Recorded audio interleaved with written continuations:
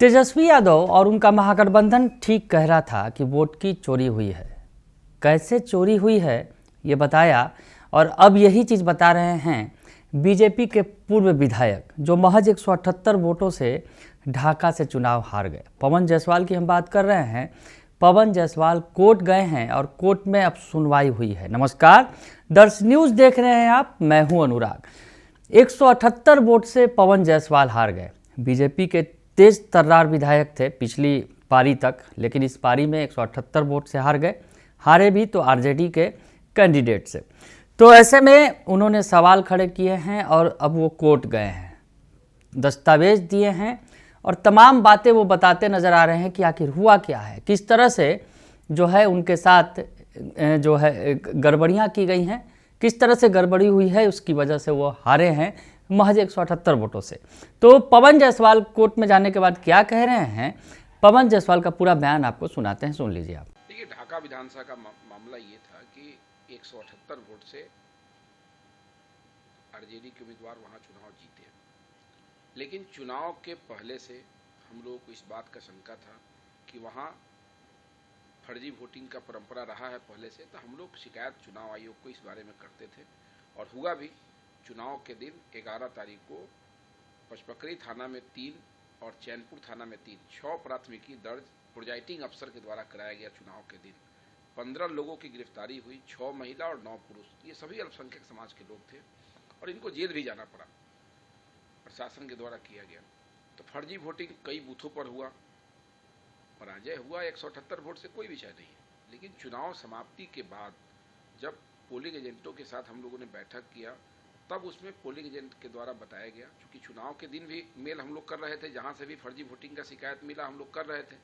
चुनाव के बाद जब पोलिंग एजेंटों के द्वारा बताया गया कि मतदान केंद्रों पर विदेश में जो व्यक्ति है उनके नाम पर भी लोगों ने वोटिंग किया, जो मृत है उनके नाम पर वोटिंग हुआ, तो फिर हम लोगों ने डाटा कलेक्शन शुरू किया और 4-5 दिनों के अंदर में जो डाटा हम लोगों ने कलेक्शन किया वो आश्चर्यजनक था।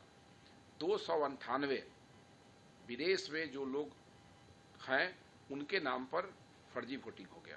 298 45 ऐसे लोग के नाम पर वोटिंग हुआ जिनकी मृत्यु हो चुकी है। 41 ऐसे लोग हैं जिसका 2 जगह नाम है उसी विधानसभा के बूथों पर और दोनों जगह वोटिंग हो गया। 3 लोग ऐसे हैं जो मोतिहारी के जेल में बंद हैं, इनके नाम पर वोटिंग हो गया। और 1057 ऐसे लोग हैं जिनका डाटा सत्यापन पोलिंग एजेंटों ने किया। ये दिल्ली में है, कलकत्ता में है, देहरादून में है, पंजाब में है, कश्मीर में है, इनके नाम पर वोटिंग हो गया। और इन लोगों से हम लोगों ने शपथ पत्र भी ले लिया।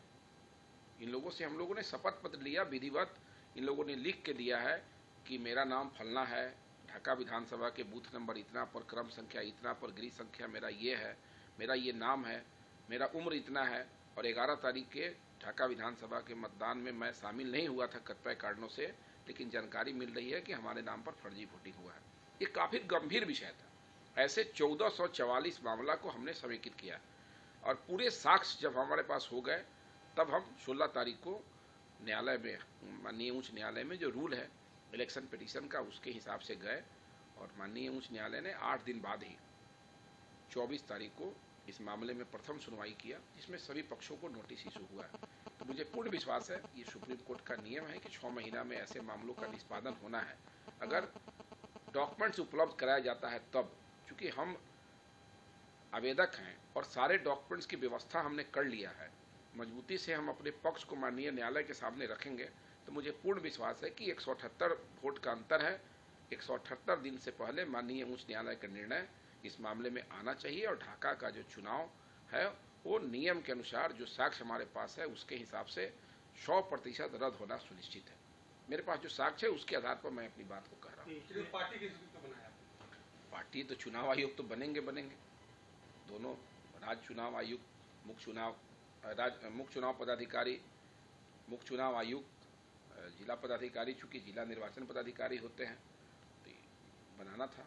और जो हमारे निर्वाची पदाधिकारी हैं ढाका शिकराना के एसडीओ, उनको, और राजद के जो प्रत्याशी रहे हैं उनको, जो जीते हैं चुनाव। एसआईआर में उनका नाम नहीं कटा। देखिए, ऐसा है कि एसआईआर कोई भगवान नहीं न किए थे। एसआईआर हमारे जैसे, आपके जैसे सरकारी कर्मी ने किया है।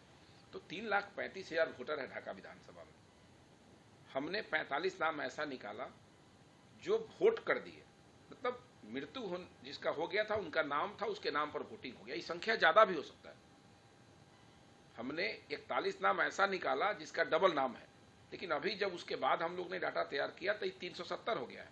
अब 370 नाम ऐसे मिले हैं जिनका नाम डबल नाम है मतदान केंद्रों पर, 2 जगह नाम है, लेकिन अभी तक हम सत्यापित 41 का ही कर पाए हैं। हमको जैसे जैसे नाम मिलेगा हम उस नाम को माननीय उच्च न्यायालय के सामने रखेंगे। और ये काफी मजबूत चीज है। देश का एक अनोखा ये केस है कि विदेश में रहने वाले 298 लोग के नाम पर वोटिंग हो जाना, ये प्रमाण है, प्रमाणित चीज है। उसका डॉक्यूमेंट हमारे पास है कि किस फ्लाइट से कौन व्यक्ति कब गया है। हम आपको डाटा दे रहे हैं, आप देख लीजिए, आप आश्चर्य करेंगे।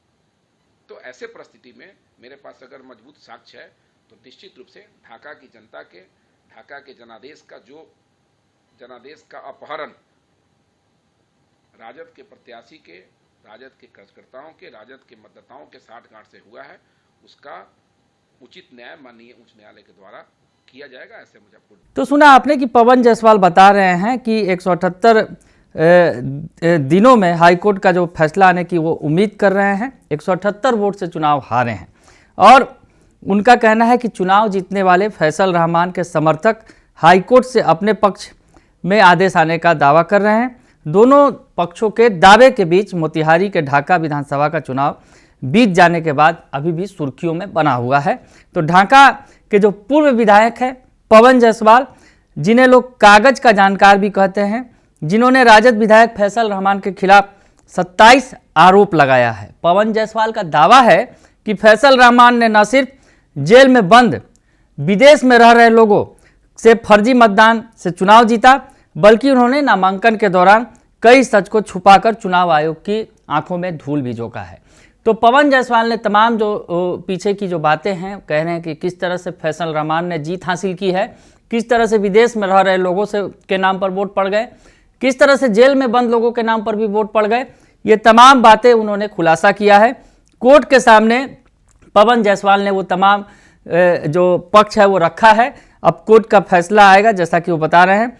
उनका पवन जायसवाल का आरोप ये भी है कि फैसल रहमान 89 लाख का loan, 27 bank account, Patna airport थाना में बिजली चोरी और गुवाहाटी में जो हत्या के में फैसल पर FIR दर्ज है।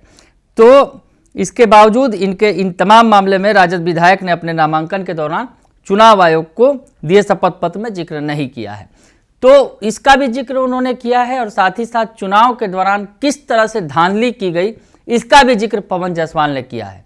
तो क्या जो पवन जायसवाल बता रहे हैं, जो ऐसी ही कहानी RJD वाले भी सुना रहे हैं, कई सारी सीटों पर RJD के कैंडिडेट भी काफ़ी नज़दीकी मामले में हार गए चुनाव, तो ऐसी स्थिति में क्या उनके साथ भी यही सब कुछ हुआ?